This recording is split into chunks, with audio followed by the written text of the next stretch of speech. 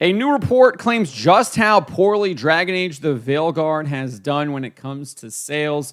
It claims that in Europe, the game sold worse than Star Wars Outlaws. That is how poorly this game did. Absolutely terrible. Worse than Star Wars Outlaws, which we know Ubisoft said had softer than expectations and did not meet their sales expectations.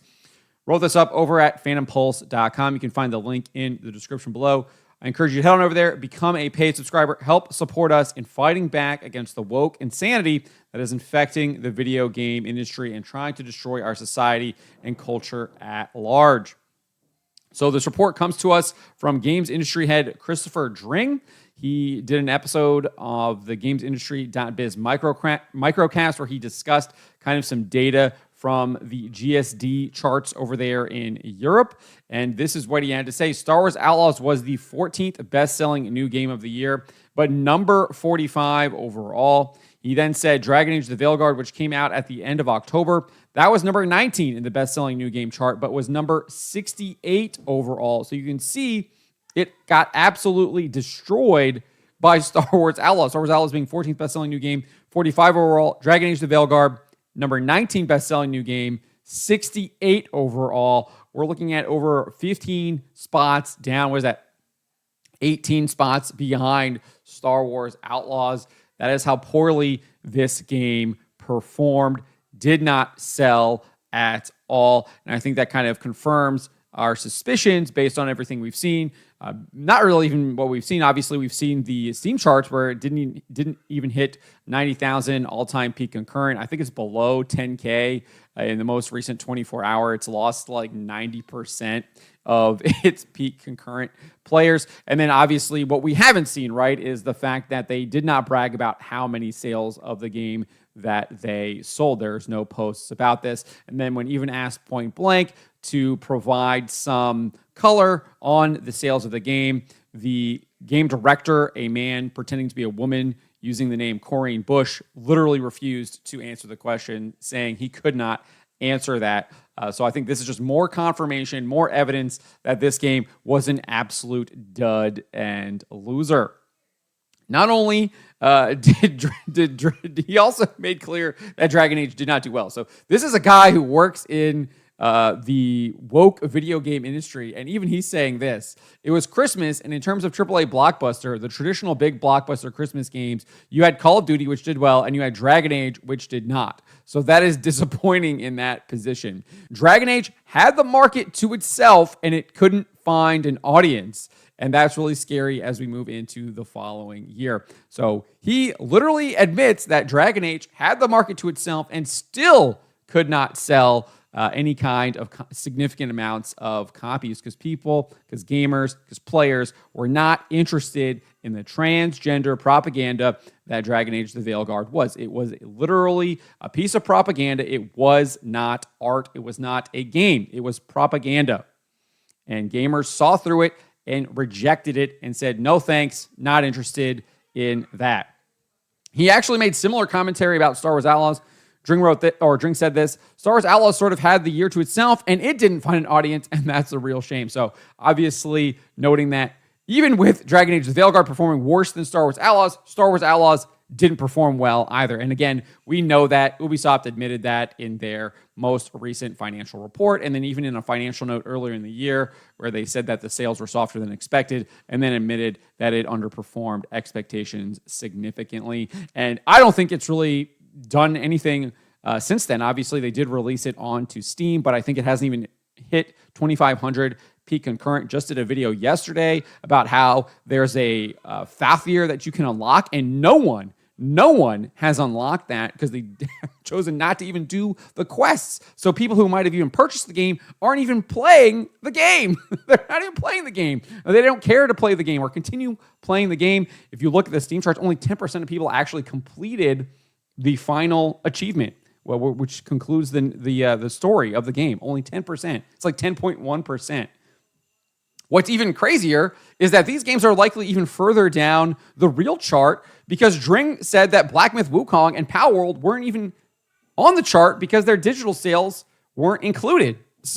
So these games actually are further down the chart. They're probably at least 2 spots lower, right? New game sales, Dragon Age Veilguard is probably 21st at least. Star Wars Outlaws is probably 16th. And then Veilguard's probably 70th overall. And Star Wars is probably 47th. So there are some games that aren't even on there because they don't have their digital sales.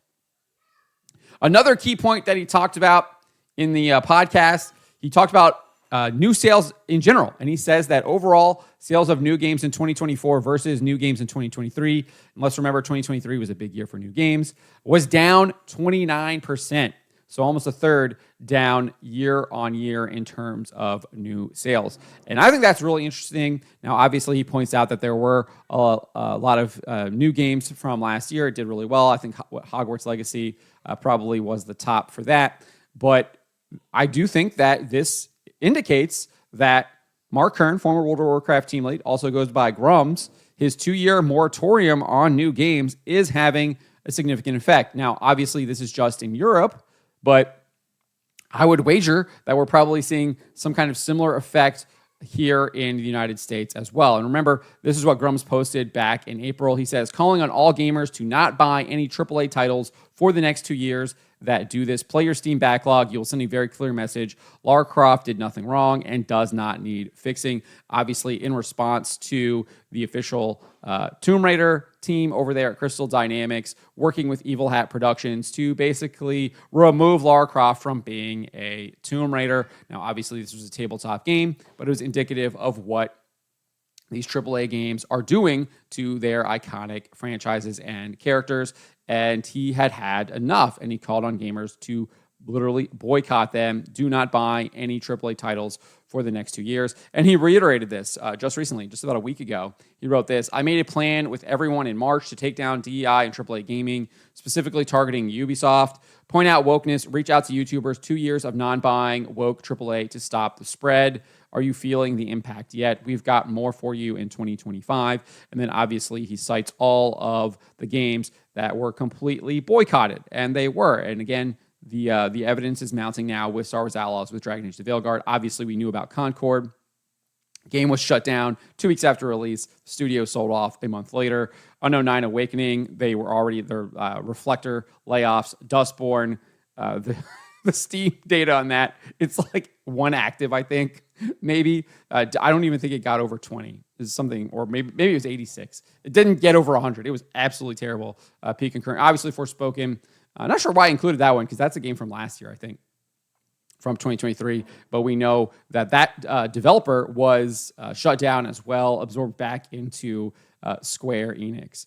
So I think we're going to be in for an interesting year in 2025 as well. Obviously, we know Avowed is on the list. We know Assassin's Creed Shadows is up there as well. We'll see what happens, whether they release the Intergalactic at the end of next year, or if there will be that will come out maybe 2026, 2027, or who even knows when. I mean, sometimes they release these trailers and we don't even see the game for another 6-7 years, right? So who knows when we'll see that game, but it's not looking good for that either.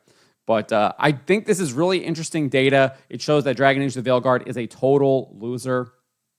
Even with people trying to say, like, look, it got to 90,000 or 89,000 all-time peak and current. No, this game did really, really poorly. I mean, look at this. We're looking at like probably number 70 overall, number 21 new game chart, behind Star Wars Outlaws. And not just behind by 1 or 2 positions. We're looking at it being behind by a significant number of positions right there. What, 23 positions is what it looks like in the overall chart, and 5 positions in that best-selling new game chart. So the huge win for gamers who chose not to play this game, not to purchase this game, to reject it.